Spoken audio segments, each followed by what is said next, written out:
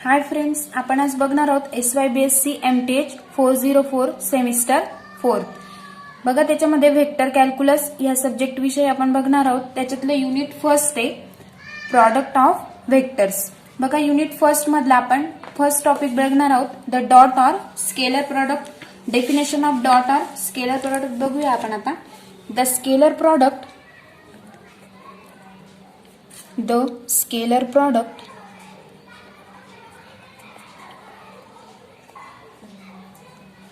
scalar product of two vectors a bar and b bar is denoted by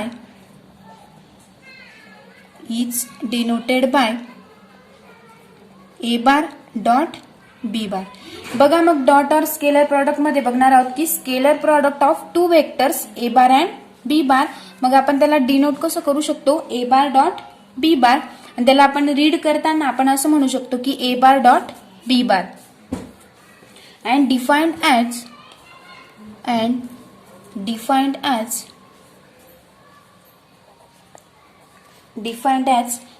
बघा define कसं करू शकतो मग a bar dot b bar into cos of 0 less than equal to theta less than equal to pi. Therefore मग mod of a bar is equal to काय असतो मग a असतो and mod of b bar is equal to b.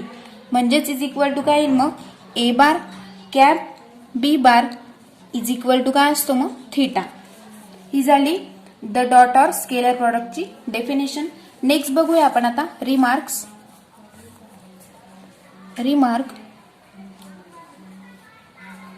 First remark आहे आपली, जर a bar dot b bar is equal to काय असेल मग b bar dot a bar तर त्याला आपण कम्युटेटिव्ह लॉ असे म्हणू शकतो. कम्युटेटिव्ह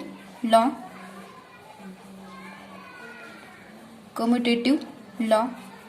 नेक्स्ट आहे सेकंड रिमार्क आहे आपली, a bar dot b bar plus c bar is equal to a bar dot b bar plus a bar dot c bar. बघा हा आपला डिस्ट्रीब्युटिव्ह लॉ होईल की a bar dot b bar plus c bar दिलेला होता. म्हणजेच आपण काय घेतले, हे दोघं घेतले a bar dot b bar प्लसचे sign as it is and a bar dot c bar. म्हणजेच हा आपल्या इकडे डिस्ट्रीब्युटिव्ह लॉ झाला. Distributive law. थर्ड रिमार्क आहे आपली की m of a bar dot b bar is equal to m into a bar. Same जसं आपण सेकंड रिमार्क मध्ये केलं तसंच m इंटू a bar आणि m इंटू b bar. बघा m into a bar dot b bar आपण as it is लिहूया is equal to, जर आपण a bar बाहेर काढला तर a bar इंटू काय येईल मग m इंटू b bar. म्हणजेच इज इक्वल टू बघा mm गेट कॅन्सल होऊन जातील mm. म्हणजेच काय राहील आपल्याला, म्हणजेच m आपण कॉमन काढू शकतो. मग a bar dot b bar into m. म्हणजेच m कसं आहे आपल्याला m is a scalar. Fourth remark बघूया आपण आता. i bar dot i bar is equal to j bar dot j bar. i bar dot i bar is equal to j bar dot j bar is equal to k bar dot k bar is equal to 1. म्हणजेच बघा i bar dot j bar is equal to j bar dot k bar is equal to k bar dot i bar. म्हणजेच ते काय मिळतील आपल्याला 0. Fifth remark आहे आपली, if a bar is equal to, जर आपल्याला a bar इक्वल टू दिलेला आहे a bar is equal to a1 i bar plus a2 j bar plus a3 k bar and b bar is equal to दिलेला आहे आपल्याला b bar is equal to b1 i bar plus b2 j bar plus b3 k bar. Then म्हणजेच बघा आपल्याला काय काढायचंय मग a bar dot b bar. मग आपलं a bar dot b bar is equal to काय येईल मग आपलं a1 b1 plus A2 B2 plus A3 B3. आपण हे काय काढलं, ए बार डॉट बी बार. जर आपल्याला ए बार डॉट ए बार काढायचं असेल, A bar dot A bar is equal to काय येईल मग A square is equal to, म्हणजेच आपण काय म्हणू शकतो मग ए स्क्वेअर, कारण आपण फर्स्ट बघितलंय की A bar is equal to काय म्हटलेलं आहे आपण, A bar dot B bar, A bar is equal to A असतो, म्हणजेच A bar dot A bar is equal to काय असेल मग ए स्क्वेअर, आणि A square is equal to काय असेल मग A square is equal to A1 square plus A2 square plus A3 square, A3 square. Second आहे बघा बी bar dot B बार काढूया आपण आता, B bar dot B bar is equal to B square, same as it is A square सारखं, B1 square plus B2 square plus B3 square. Next 6 remark बघूया आपण आता. If जर A bar dot B bar is equal to 0 असेल, A bar dot B bar is equal to 0 and A bar and B bar are not null vectors,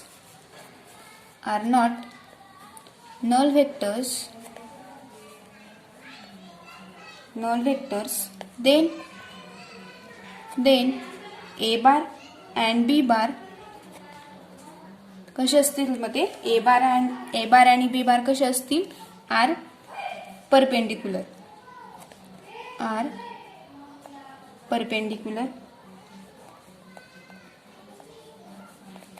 म्हणजेच बघा ए bar dot B बार कसे असतील मग, if a bar and B बार जर 0 असेल आणि A bar and B bar are not null vectors, then A bar and B bar are perpendicular. बघा आपली नेक्स्ट डेफिनेशन आहे the cross or vector product. आपण फर्स्ट डेफिनेशन बघितली होती की the dot or scalar product. आता आपण बघणार आहोत cross or vector product. The vector product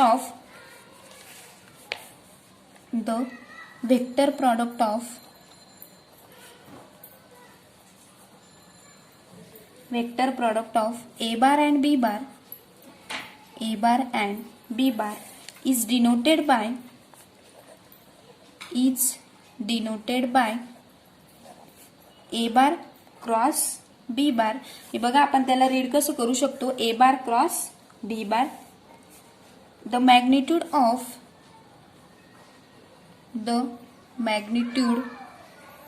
of A bar cross B bar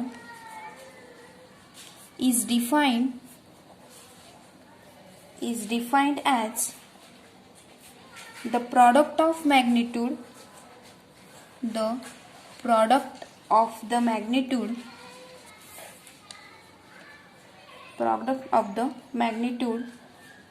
of A bar and B bar. The magnitudes of A bar and B bar and sine of the angle theta between them, the direction of A cross and B cross, the direction of A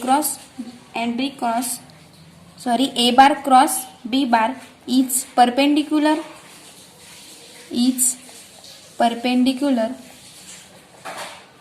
to the plane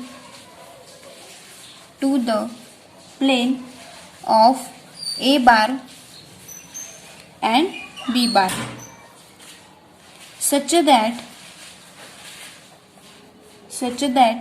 A bar comma B bar and A bar cross B bar form a right-handed system.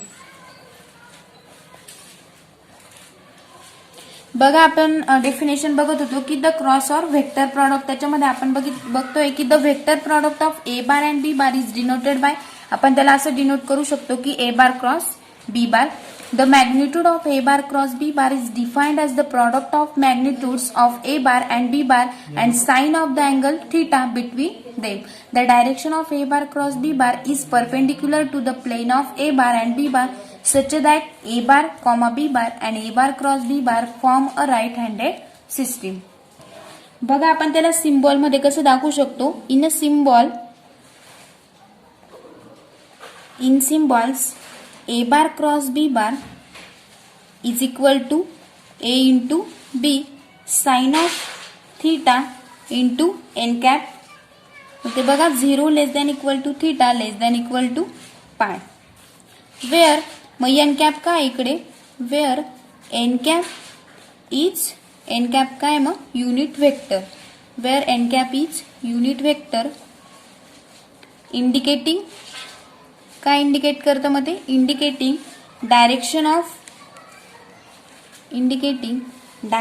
Of A bar cross B bar and A is equal to काय असतं मग mod of A bar and B is equal to mod of B bar and A bar cap b bar is equal to theta.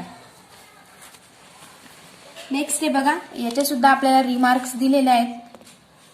Remarks बघूया आपण. Remarks, first remark आहे की जर A bar cross B bar is equal to काय असेल मग minus of B bar cross A bar. Second remark आहे आपली, A bar cross B bar plus C bar असेल तर is equal to A bar cross B bar. बघा असं होईल A bar cross B bar plus प्लसचं sign as it is A bar cross C bar. Same distributive law.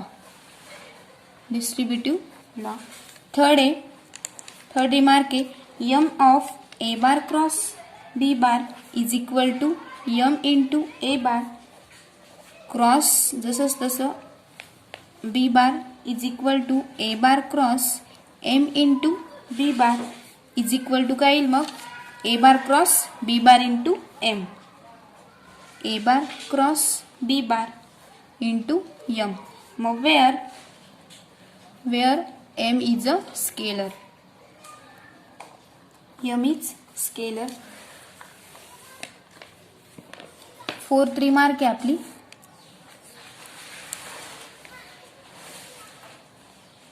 I bar cross I bar is equal to J bar cross J bar is equal to K bar cross K bar is equal to काय value दिलेली आहे आपल्याला 0 दिलेली आहे. मग I bar cross जर आपण J bar घेतलं तर इज इक्वल टू काय मिळेल आपल्याला K bar मिळेल and J bar cross K bar घेतलं तर आपल्याला काय मिळेल मग I bar मिळेल and K bar cross I bar जर घेतलं तर आपल्याला काय मिळेल obviously J bar. Fifth remark आहे आपली, म्हणजेच काय आय जर असेल तर जे के इज इक्वल टू त्याची व्हॅल्यू 0 मिळेल आणि आय जे आणि के थ्री हे दिलेले आहेत. आय जे असेल तर के नसणार म्हणजेच इज इक्वल टू काय मिळेल आपल्याला के मिळेल. बघा मग आपली फिफ्थ रिमार्क आहे if a bar is equal to A1 I bar, A bar is equal to A1 I bar plus A2 J bar plus A3 K bar and B bar is equal to B1 I bar plus B2 J bar plus B3 K bar. Then बघा हे आपण मॅट्रिक्सच्या याच्यामध्ये सुद्धा लिहू शकतो mod मध्ये. जर ए बार क्रॉस बी बार जर असेल तर इज इक्वल टू आय बार जे बार अँड के बार. बघा आय बार जे बार के बार लिहून घेतलं. A1 A2 and A3 and B1 B2 and B3. बघा हे आपण असं सुद्धा लिहू शकतो. 6 रिमार्क आहे आपली, area of parallelogram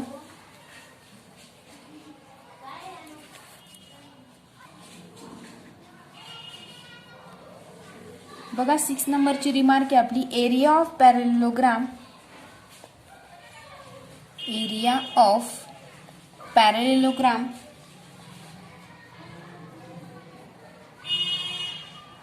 which sides A bar and B bar is, बघा आपण कसे दाखवू शकतो, A bar mod of A bar cross B bar. 7 नंबरची रिमार्क आहे आपली, इफ जर A bar cross B bar is equal to 0 bar असेल, A bar cross B bar is equal to 0 and A bar and B bar are not null vectors,